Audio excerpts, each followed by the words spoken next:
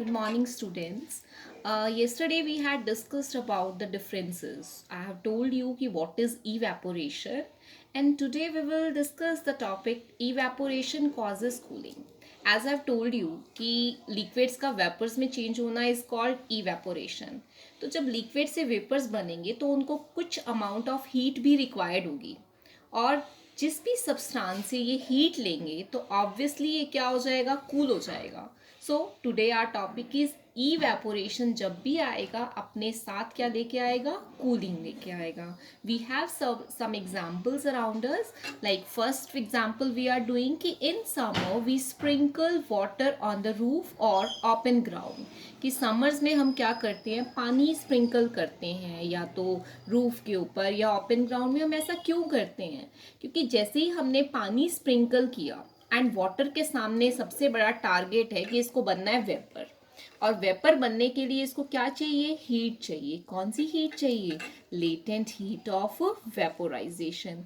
ये हीट कहाँ से लेगा, ये फ्रॉम द रूफ और from the ground, causing cooling effect. Ground और रूफ से लेटेंट हीट जब बाहर निकलेगी तो क्या कॉज हो जाएगा, कूलिंग इफेक्ट कॉज हो जाएगा. So first example is clear to you कि why do we sprinkle water. तो it will cause cooling effect because the water takes the latent heat of vaporization from the roof or from open ground or anywhere जहाँ पे भी हम उसको sprinkle करेंगे. Second example is we should wear cotton clothes in summer. इस summers में हमें cotton clothes पहनना काफ़ी कंफर्टेबल रहता है. क्यों होता है ऐसा, क्योंकि cotton is a good absorber of sweat. Cotton एक बहुत अच्छा एब्जॉर्बर है स्वेट का. वी प्रस्पायर कि जैसे ही हम प्रस्पायर करते हैं, पसीना आता है हमें, ये स्वेट कॉटन क्या करती है, एयर के पास भेज देती है. क्या होगा फिर एयर में जाने से, ये स्वेट क्या हो जाएगा, इवेपोरेट हो जाएगा. और इवेपोरेशन से क्या हो जाएगा, cooling. On the other hand अगर हमने नायलॉन के क्लोथ्स पहने हुए हैं तो नायलॉन की बहुत कम वाटर एब्जॉर्प्शन कैपेसिटी होती है. हम अपने आसपास कभी भी अगर हम प्लेग्राउंड से भी आए, एकदम से बाहर जो हम अंदर एंटर करते हैं, फैन चल रहा होता है तो हमें काफ़ी अच्छा कंफर्टेबल लगता है. क्यों, क्योंकि जो हम इवेपोरेशन होता है, जो हमारा स्वेट होता है वो क्या होता है, इवेपोरेट. और उस इवेपोरेशन से हमें कैसा फील होता है, कूल फील करता है, कूल फील होता है, हम बड़ा कंफर्टेबल फील करते हैं. यानी जब जब इवेपोरेशन तब तब कूलिंग भी होगी. नेक्स्ट इज, तो what I told you to examples कि समर्स में हम पानी स्प्रिंकल करते हैं ताकि जो है फ्लोर है जो ठंडा हो जाए, क्योंकि पानी लेटेंट हीट ऑफ वेपोराइजेशन ले लेगा. समर्स में हमने कैसे क्लोथ्स पहने, कॉटन, क्योंकि cotton is a good absorber of sweat. Sweat को एब्जॉर्ब भी किया और उसने एयर के पास भी भेजा ताकि वो क्या हो जाए, स्वेट हमारा इवेपोरेट हो जाए और साथ में कूलिंग भी हो जाए. Third one is, how does the water kept in earthen pot becomes cool. अब earthen pot क्या होता है, earthen pot जो हम summers में use करते हैं, that we call मटका जिसे हम बोलते हैं. तो here I am having earthen pot. मेरे पास एक earthen pot है. earthen pot में जैसे ही हम पानी डालते हैं उसके ऊपर छोटे छोटे minute pores होते हैं. क्या होते हैं उसके पास, minute pores. अब इन pores में से पानी निकलता रहता है बाहर. अब जैसे ही हमने इसमें से पानी डाला तो ये पानी इवेपोरेशन के लिए इसको हीट चाहिए. ये हीट कहाँ से लेगा, रिमेनिंग वाटर से. अब रिमेनिंग वाटर की हीट निकली तो पानी कैसा हो गया, ठंडा. क्या मैंने बताया कि अर्थन पोर्ट के पास पोर्स होते हैं और थ्रू विच उसमें से पानी कॉन्टिन्यूसली बाहर आता रहता है. और ये जो पानी बाहर आ रहा है इसको वेपर बनना है, और वेपर बनने के लिए क्या चाहिए, इसे हीट चाहिए. ये कहाँ से लेगा, रिमेनिंग वाटर से.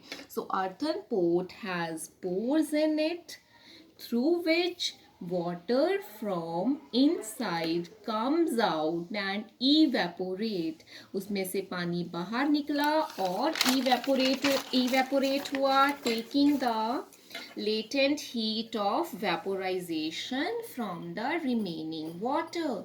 Therefore on losing heat water क्या हो जाएगा, ठंडा हो जाएगा. तो अर्थन पोर्ट के पास पोर्स थे, पानी बाहर निकला, बाहर वाला पानी जो वेपर्स बनना है उसने हीट ली रिमेनिंग वाटर से, और रिमेनिंग वाटर कूल होने पे रिमेनिंग वाटर हीट रिलीज करने पे ठंडा हो जाएगा।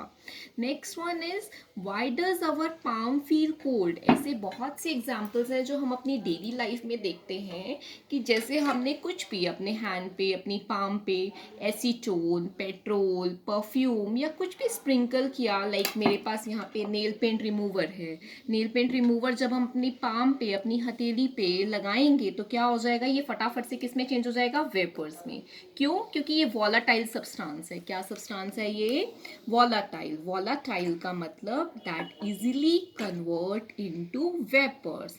अब ये मैंने बताया कि लिक्विड है, वेपर बनना है, तो इसके लिए इसको क्या चाहिए होती है, लेटेंट हीट ऑफ वेपोराइजेशन। क्या चाहिए इसको? Latent heat of vaporisation. ये कहाँ से लेगा? हमारी पाम से। और हमारी पाम हीट रिलीज करने के बाद कैसा फील होगा? हमें ठंडा महसूस होगा। नेक्स्ट वन इज, और भी इंटरेस्टिंग एग्जाम्पल है कि जब भी कभी हाई फीवर होता है तो डॉक्टर हमें सजेस्ट करते हैं कि वेट वाइप्स यूज़ की जाएं। ऐसा करने से क्या होगा, वेट वाइप्स जब भी हम यूज़ करेंगे तो इसमें पानी है। पानी है तो क्या बनना है, क्या बनना है, इसे वेपर्स बनना है। वेपर बनने के लिए क्या चाहिए, इसको हीट चाहिए। अब ये हीट कहाँ से लेगा? हमारे फोरहेड से। अब फोरहेड से हीट रिलीज होएगी तो हमें हमारा जो टेम्परेचर है वो क्या हो जाएगा, कम हो जाएगा, और इसकी वजह से हमारा फीवर धीरे धीरे से उतर जाएगा। तो क्या लिखा हुआ है, this is because when we use wet wipes, the water on the wipes takes the latent heat of vaporization from the forehead of a person suffering from fever, causing evaporation. On losing heat, that temperature जो है body का क्या हो जाएगा, slow down हो जाएगा। Cotton clothes पहने हमने, और हमने जो फर्स्ट पॉइंट हमने किया था कि पानी स्प्रिंकल किया, कॉटन क्लोथ्स पहने और मटके में पानी रखा। एंड नंबर 4 हमारी पाम पे एसीटोन लगाया, वेट वाइप्स यूज़ करी। ये सब हम क्यों कर रहे हैं? क्योंकि जितना ज़्यादा इवेपोरेशन होगा उतनी ही ज़्यादा कूलिंग भी होगी। नेक्स्ट पॉइंट इज कि ऐसा हम बहुत जनरली हम ये भी देखते हैं कि हमारे लिए तो ठीक है इवेपोरेशन कूलिंग कॉज करती है, बट हमारे जो आसपास डॉग्स हैं हम उनको भी देखते हैं कि वो समर्स में अपनी टंग को बाहर निकाल के रखते हैं। ऐसा क्यों करते हैं? Dogs do not have sweat pores. उनके पास कोई स्वेट पोर्स नहीं होते जहाँ से पसीना निकले, उनका sweat on their body, so they put their tongue out. वो अपनी टंग को बाहर निकालते हैं ताकि उनका सलाइवा क्या हो जाए, इवेपोरेट हो जाए, और इससे वो ठंडा फील करेंगे। मतलब अपनी बॉडी को कूल डाउन करने के लिए वो अपनी टंग को हैंग आउट करते हैं। क्यों? क्योंकि उनका स्वेट क्या हो जाए, इवेपोरेट हो जाए। Why does the desert cooler cools better on a hot and dry day?